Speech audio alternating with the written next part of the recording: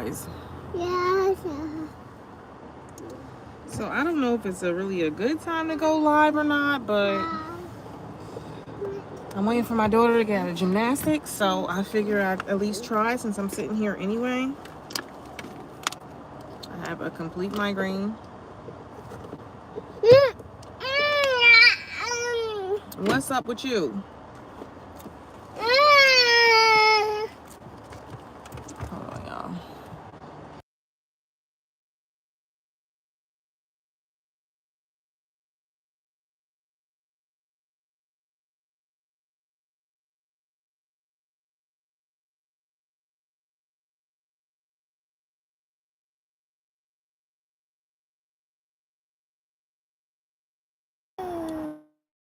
Just while I still can. So I had a client today.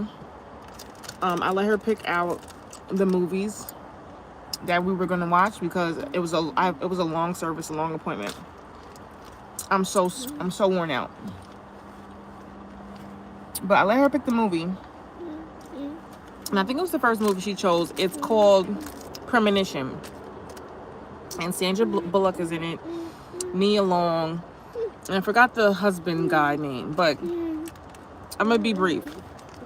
In the dream, Sandra Bullock basically has a day, right? It seems like a normal day, and towards the end of the day, she realizes, well, she gets the news that her husband has died, right, from a car accident. And so the next day, she's shocked, has trauma, whatever. But the next day, she gets up and he's alive. So now she's looking around like, what the heck is going on? And she realizing that the day is proceeding as normal and in the exact manner and in the exact manner that it was happening the day that he died. One more? So, more. Here you go. You're welcome. So she's realizing like, oh snap, this is happening again, right? So she goes all out of her way on different days, different ways, trying to prevent this from happening, trying to prevent her husband from dying, right?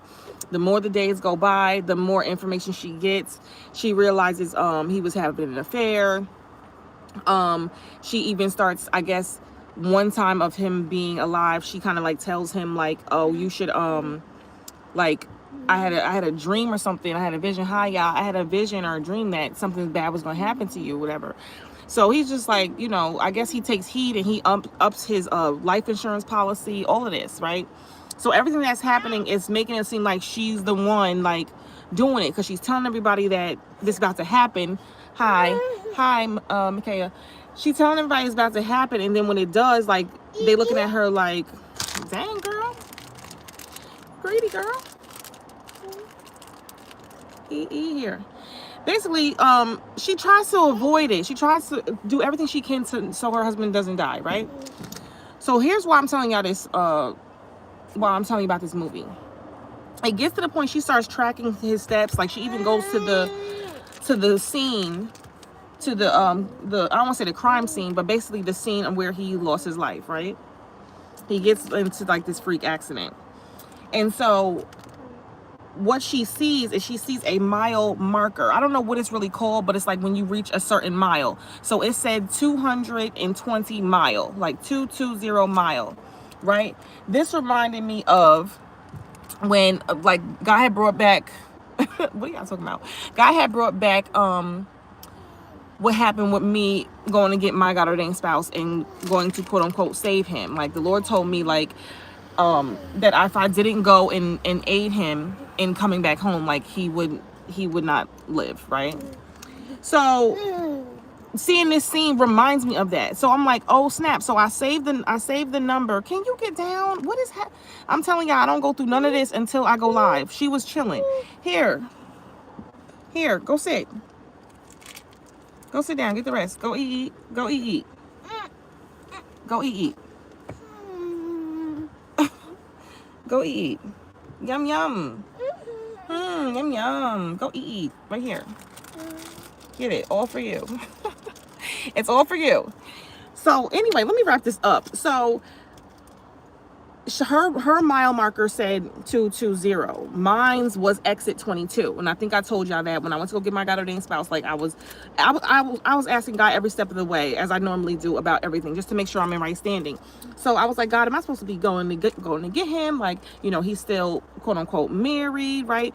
And so I get to exit 22. Like I told y'all, we caught a flat, and so I seen the exit sign. And I looked up the number 22, and it meant unmarried. And in Strong's Concordance, not angel numbers. We're talking about Strong Concordance, Hebrew, biblical, Hebrew, Greek numbers, right? So it meant unmarried. What God was telling me was saying, stop calling him unmarried, right? I mean, stop calling him married. He's unmarried. Don't call unclean what I deem clean, okay? So in the movie, like I said, oh, that's my daughter. In the movie, the mile marker that the lady stops at to prevent where, like, the scene where her husband, like, dies, it was 220. And what that number meant when I looked it up in Strong's Concordance means transgression, right? Transgression and sin or something like that, right? And what was happening, basically, the husband was low key on his way to go meet the lady he was cheating with, right? Like the lady, I guess, that he was cheating with, she got him like this job, like this new career or whatever, and he would, or like an interview to get a new career. So he was going to meet her to go to this interview, but also go meet her and be in a hotel, and they could be together, whatever, like on the low, away from the wife and the kids or whatever. So what was God was saying to me, like, when I saw this? Okay, so first of all, while he was literally going to go commit adultery, like, the Lord was telling me, you're not committing adultery because your God ordained spouse is not married, right? While on the other hand, this guy really was going to commit adultery, and the wife was still trying to save him, because by then she already knew that he had the affair, because like I said, she was she had the day before it happened. So as the days was playing out, she was already knowing what was going to happen, because she already lived the day. Do you understand what I'm saying? So she already was privy to the affair. She was already made privy to everything that was going on. So she was still trying to save him, even though she was that he was on the way to go cheat, even though she knew he was on the way to go to this fake interview. She still was going to try to save him. She was still trying all her might. It was really sad. I really actually cried. Like, I'm a crybaby. But anyway, I literally was like, because I really wanted him to make it. I really wanted him to, like, for her to save his life and him to turn around. So he gets this epiphany. All right. all this stuff she was trying to do to prevent it, she actually caused it. Let me just say that. Because let me just say that because she called him and basically was trying to tell him, like, yo, I love you, or whatever, like that, or whatever. And he was like, I love you too. And then, like, I guess he had like a change of heart. So he gets off the phone with her, and he calls the little side chick or whatever, and was like, yo, I can't do this or whatever. Basically, I can't do this. I'm going home or whatever. So the side chick is like, okay, whatever. I guess she get an attitude and hang up the phone. So he called Sandra Bullock back. He called Sandra Bullock back to basically like, yo, I'm sorry, like, and she's like, she's like, yo, don't worry about it. I already know about the affair. Like, just come home, just turn around. Like, do not, if you see the mile marker 220 or whatever, just turn around. Like, turn around. She was like, turn around right now. If you love me, if you believe me, turn around. Like, if you trust me, turn around. So he turns around, but then, like, the car stalls or something. Long story short, the boy get hit by the truck, his head gets chopped off, all of this, like, on some freaking Final Destination junk. And it's ultimately really because she tried to, like, I guess it was her, he was going to die regardless, like, but she tried to stop it, and he ended up still dying, right? But this, okay, so I saw all the parallels, right, between my situation and this situation, right? But what did God want me to say to y'all? Just like Sandra Bullock had the premonition of what was going to happen to her husband, we have the revelation what's going to happen to our God ordained spouses, right? No matter what happens in between, no matter how we try to fight it, they try to fight it, whoever tries to fight it, opposition here and there, it's still going to happen. So she had the premonition, like I said, that her husband was going to get in this accident or die or whatever. And she tried all these ways to, try to not make it happen. It still happened, because that's the thing, premonition. That's the thing about revelation. It's already the end of a thing before the middle happens. Like, God already spoke to the end of a thing, right? In the beginning. Just like we talked about with the live, in the beginning was the word. Whatever word you got from God, it's going to happen regardless, right? So she did all this to, like, save her spouse, and she lost him because the premonition was already written that she was going to lose him. right? I, on the other hand, was doubting if I should make certain moves because I felt like, okay, I don't know if I'm in right standing. God, am I in right standing? Like, you know, he's married, and the Lord's like, he's not married. Don't call him married, right? So I'm doing all of these things like, should I be saving him? Should I be rescuing him? Should I be helping him?